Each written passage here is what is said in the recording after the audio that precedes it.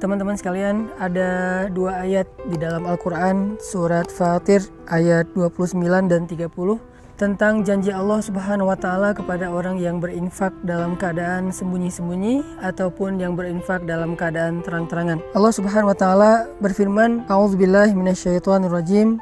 Bismillahirrahmanirrahim. Innalladzina yatluna kitaballahi wa aqamus salata wa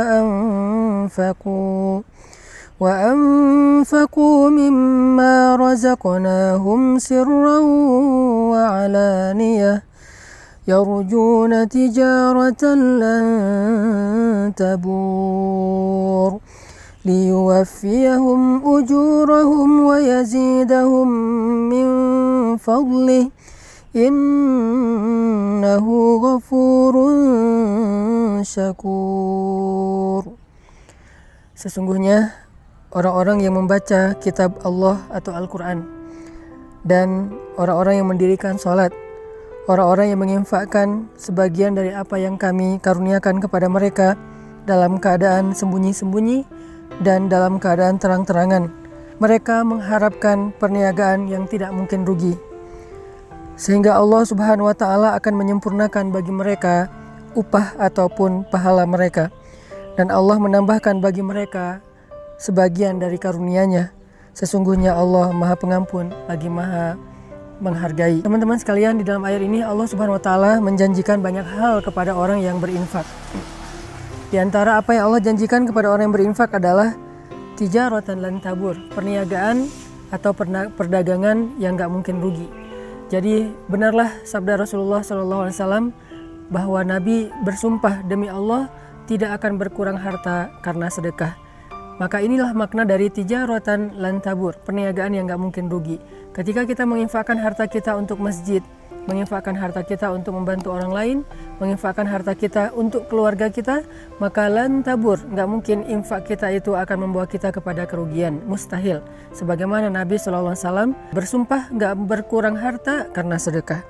Kemudian yang kedua, Allah Subhanahu wa Ta'ala juga menjanjikan liyuwaffiyahum ujurahum, Allah akan menyempurnakan bayaran untuk mereka. Ujur dari kata ujrah dalam bahasa sehari-hari kita itu adalah upah ataupun bayaran. Jadi orang yang berinfak, orang yang bersedekah di jalan Allah, maka Allah akan menyempurnakan balasan mereka. Tidak akan pernah diberikan balasan yang kurang dari hak mereka. Kalau mereka berinfak dengan angka 1, maka Allah akan menyempurnakan balasan 700 kali lipat minimal. Allah akan menyempurnakan. Tidak mungkin 699. Pasti Allah sempurnakan menjadi 700 kebaikan yang berlipat ganda. Kemudian yang ketiga, Allah menjanjikan wa yazidahum min fadlih, dan Allah akan menambahkan untuk mereka fadlun, anugerah karunia dari Allah yang tidak disebutkan secara spesifik apa bentuknya. Dan ini justru menjadi sesuatu yang kejutan bagi kita.